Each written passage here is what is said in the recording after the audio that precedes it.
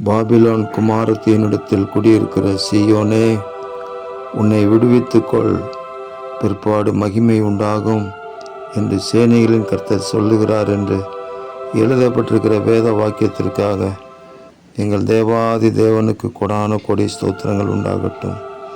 அன்பின் பரலோக பிதாவே, இந்த நாளிலும் தங்களை விடுவித்து கொள்ள விரும்புகிற பாவ சாபங்களிலிருந்து, உலக வழக்கங்களிலிருந்து தங்களை விடுவித்து கர்த்தரை மாத்திரம் சேவிக்க விரும்புகிற ஒவ்வொருவருடைய வாழ்க்கையிலும் மகிமை உண்டாகும்படி செய்வீராக.